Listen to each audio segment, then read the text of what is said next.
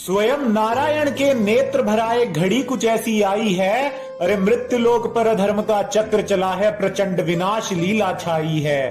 क्रोध में भरकर नारायण गरुड़ को आवाज लगाते हैं, वाहन पर अपने आरूढ़ होकर तदनंतर मृत्यु लोक को आते हैं। अंधकार में खोया मनुज कली के वश में ऐसा आया था, सामने खड़े नारायण को भी पहचान कोई ना पाया था। भगवान सोच रहे मन ही मन, मृत्यु लोक में कैसा कोहराम छाया है। पूछता हूँ चिरंजीवियों से, उन्होंने मनुज को अधर्म से क्यों नहीं बचाया है। भगवान लिए अंजनेय थे, सभी ने नारायण को प्रणाम किया, पर पवन पुत्र हनुमान गले से लगकर रो दिए। अरे नारायण में देख छवि प्रभु श्री राम की, चरण नारायण के बजरंग बली ने अपने अश्रुओं से धो दिए।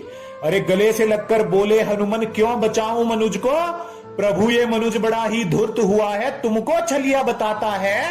अरे तुमको है पक्षपाती कहता, और मेरा हृदय छलनी हो जाता है।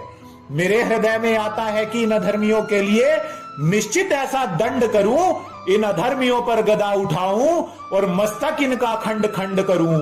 व्यास भी क्रोध में भरकर बोले, अधर्मियों के महिमा मंडन को मनुज ने रचे न जाने कितने ही उपन्यास हैं। अरे रामायण महाभारत के अधर्मियों को श्रेष्ठ दिखाकर खुद को समझते वेद व्यास हैं। अर्जुन के रथ पर विश्वकर्मा रचित दिव्य कपि को हनुमान ये बताते हैं।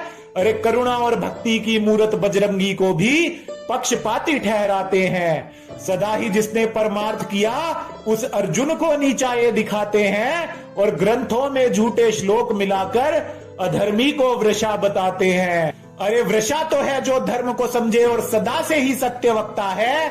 अरे जिस कर्ण ने झूठ बोलकर ही शिक्षा और सब कुछ प्राप्त किया था, उसे हमारा कृष्ण वृषा कैसे कह सकता है।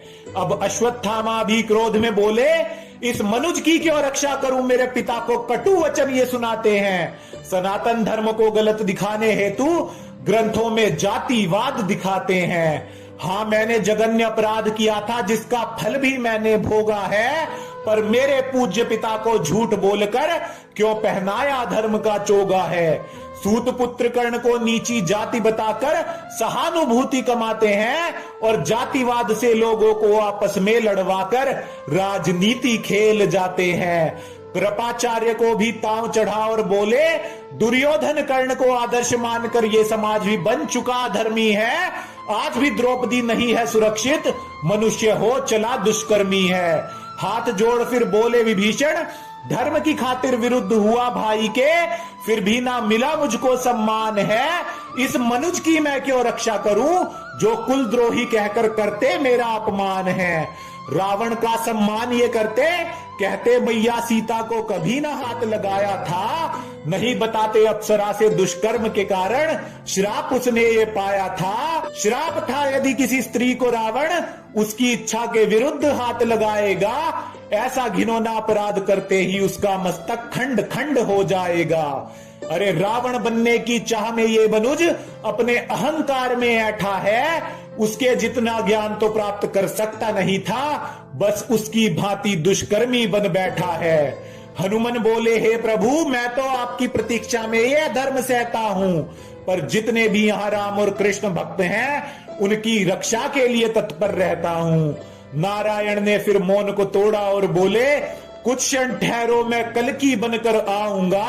कली पुरुष की इस अधर्मी सेना में भीषण विध्वंस मचाऊंगा, और धर्म योद्धाओं में भी संदेश भेज दो, दुष्कर्मियों की छाती पर तन जाओ तुम, उनके अधर्मी जीवन को काल भैरव बन खा जाओ तुम। अभी कुछ समय ये है तुम्हारी जिम्मेदारी, कहीं ना कोई दुराचार हो, निर्भया और आसिफा के आगे मानवता फिर से ना शर्मसार हो।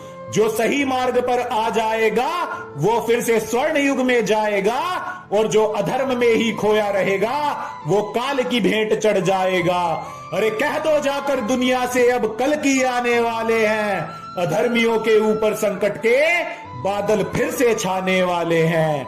कल्कि का संदेश यही है, कली के दिखाए बुरे स्वप्न को तोड़ दो, और ये नीच अधर्मियों को आदर्श मानकर जबरदस्ती धर्मात्मा दिखाना छोड़ दो।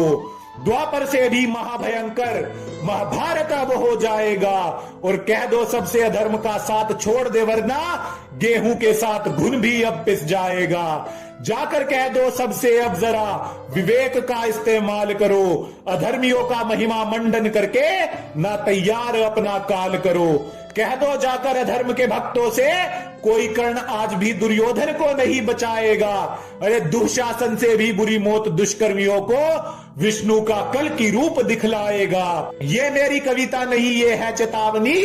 अब अधर्मियों पर उतरना धर्म का रोष है। अरे कान खोल कर सुनो अधर्मियों, ये कलयुग के महाभारत का उद्घोष है। अरे कान खोल कर सुनो अधर्मियों, ये कलयुग के महाभारत का उद्घोष है।